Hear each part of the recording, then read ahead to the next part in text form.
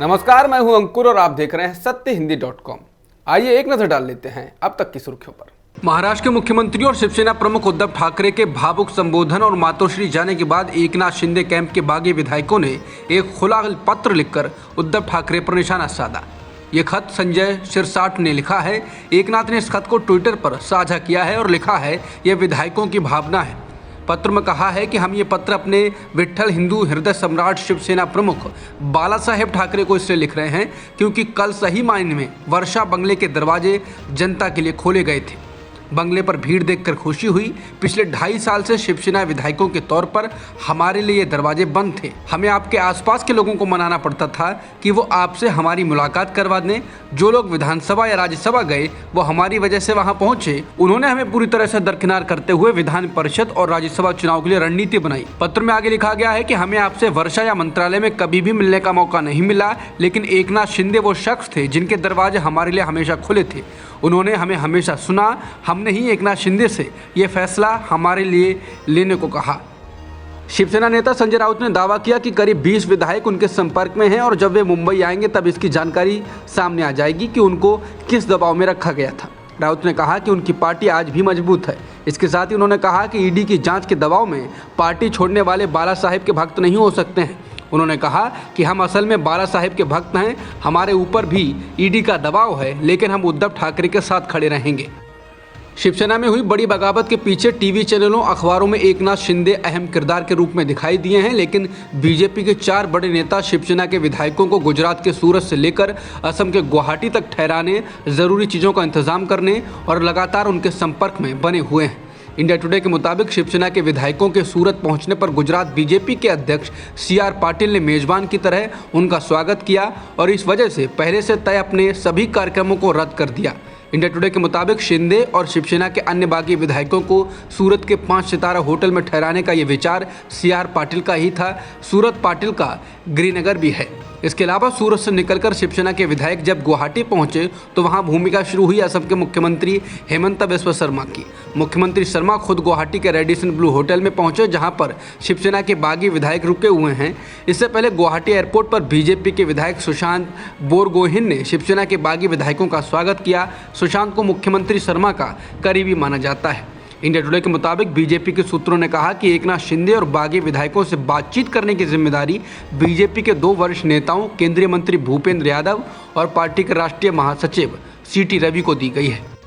गुवाहाटी में जिस होटल में शिवसेना के बागी ठहरे हुए हैं उसके बाहर तृणमूल कांग्रेस ने आज सुबह बड़े स्तर पर विरोध प्रदर्शन किया। प्रदर्शन करने वालों ने असम की सत्तारूढ़ बीजेपी पर महाराष्ट्र में उद्धव ठाकरे सरकार को गिराने के लिए गलत तरीके अपनाने का आरोप लगाया। उनका ये भी आरोप है कि शिवसेना के तख्तापलट को अंजाम देने के लिए बीजेपी ने अपने सभी संसाधनों का इस्तेमाल किया है। उन्होंने जमकर नारेबाजी की। विरोध का नेतृत्व तृणमूल कांग्रेस के असम प्रमुख रिपुन बोरा ने किया। बड़ी संख्या में पुलिसकर्मियों और सुरक्षा कर्मियों ने प्रदर्शनकारियों को काबू में रखने की कोशिश की। महाविकास अघाड़ी सरकार के लिए मुसीबत बने शिवसेना के बागी और निर्दलीय विधायकों ने राज्यपाल भगत सिंह कोश्यारी को पत्र भेजा है। इस पत्र में 34 विधायकों के दस्तखत हैं। इसमें से 30 विधायक शिवसेना के हैं, जबकि 4 निर्दलीय विधायक हैं। राज्यपाल को लिखे पत्र में बागी विधायकों ने कहा है कि एकनाथ शिंदे अभी भी शिवसेना के विधायक दल के नेता हैं। शिंदे की बगावत के बाद शिवसेना ने कार्रवाई करते हुए उन्हें विधायक दल के नेता के पद से हटा दिया था। पत्र में विधायकों ने कहा है कि पार्टी ने अपनी विचारधारा और सिद्धांतों के साथ समझौता कर लिया है और इससे पार्टी के कार्यकर्ता नाराज हैं। शिवसेना ने इस सियासी संकट पर सामना में लिखित ताज़ा संपादकीय में कहा कि पार्टी का संगठन मजबूत है, इसलिए अलग समूह बनाकर असम में गए लोगों को विधायक माननीय बनने का मौका मिला। ये सभी विधायक एक बार फिर चुनाव का सामना करते हैं तो जनता उन्हें पराजित किए बगैर नहीं रहेगी। आज जो बीजेपी वाले उन्हें हाथों की हथेली पर आए जख्म की तरह संभाल रहे हैं, वो आवश्यकता समाप्त होते ही दोबारा कचरे में फेंक देंगे। बीजेपी की परंपरा यही रही है। शिवसेना ने अपने मुखपत्र सामना में कहा कि नगर विकास मंत्री शिंदे व उनके साथ मौजूद विधायकों को पहले मुंबई आना होगा। विश्वास मत प्रस्ताव के समय महाराष्ट्र की जनता की नज़र से नज़र मिलाकर विधानसभा की सीढ़ी चढ़नी पड़ती है। शिवसेना द्वारा उम्मीदवारी देकर मेहनत से जीत कर लाए, अब शिवसेना से बेईमानी कर रहे हो। इन सवालों के जवाब देने पड़ेंगे। विधिमंडल में जो होना होगा वो होगा, परंतु मुख्यमंत्री के रूप में उद्धव ठाकरे की लोकप्रियता शिखर पर है। शिवसेना ने अपने मुखपत्र सामना में कहा कि कोई कितना भी जोर लगा रहा हो, फिर भी तूफान खत्म होगा और आकाश साफ होगा। महाराष्ट्र में नई सरकार स्थापित करने का सपना किसी ने देखा ही होगा तो वो उनका स्वप्न दोष है। इसके साथ ही शिवसेना ने बीजेपी को लेकर कहा कि शिवसेना के अंतर्गत जो घटनाक्रम चल रहे हैं उससे हमारा संबंध नहीं, ऐसा मजाक भाजपा को तो नहीं करना चाहिए।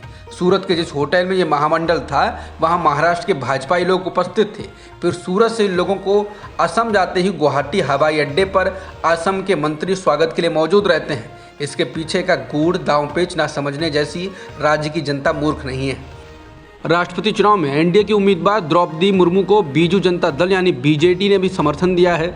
द्रौपदी मुर्मू ओडिशा से ही आती हैं और एक वक्त में बीजेपी की सरकार में मंत्री रही हैं। बीजेडी के अध्यक्ष और ओडिशा के मुख्यमंत्री नवीन पटनायक ने ओडिशा विधानसभा के सभी सदस्यों से अपील की है कि वो राष्ट्रपति चुनाव में द्रौपदी मुर्मू का समर्थन करें। बुधवार को बिहार के मुख्यमंत्री नीतीश कुमार ने भी द्रौपदी मुर्मू का समर्थन करने का ऐलान किया था। अब ये माना जा रहा है कि एनडीए के उम्मीदवार के लिए राष्ट्रपति चुनाव में राह थोड़ा आसान हो जाएगी। गुरुवार को 6 राज्यों में लोकसभा की 3 और विधानसभा की 7 सीटों के लिए मतदान हो रहा है। इन सभी सीटों के चुनाव के नतीजे 26 जून को आएंगे। लोकसभा सीटों में उत्तर प्रदेश की आजमगढ़ और रामपुर के अलावा पंजाब की संगरूर सीट शामिल है, जबकि विधानसभा सीटों में दिल्ली की राजेंद्र नगर, झारखंड की मंदार, आंध्र प्रदेश की आत्मकूर और त्रिपुरा की अगरतला, टाउन बोरदोबाली, सुरमा और जाबराज नगर सीटों पर मतदान हो रहा है। आजमगढ़ सीट सपा मुखिया अखिलेश यादव के इस्तीफे से, जबकि रामपुर सीट सपा के हिकत दावर नेता मोहम्मद आजम खान के इस्तीफे से खाली हुई है। वहीं संगरूर सीट भगवंत मान के पंजाब का मुख्यमंत्री बनने से खाली हुई। भारत में पिछले एक दिन में 13,313 कोरोना संक्रमण के नए मामले दर्ज किए गए हैं और 38 लोगों की मौत हुई है। स्वास्थ्य मंत्रालय द्वारा जारी इन आंकड़ों से पता चलता है कि नए मामलों में पिछले दिन के लगभग 12,000 मामलों के बाद वृद्धि हुई है। इसके अलावा पॉजिटिविटी रेट में 3.94% से 2.03% की गिरावट देखी गई है। वर्तमान में देश में सक्रिय मामले 83,000 से ज़्यादा बताए जा रहे हैं। अब तक की खबरों में इतना ही। बाकी खबरों के लिए बने रहिए सत्य हिंदी.com के साथ।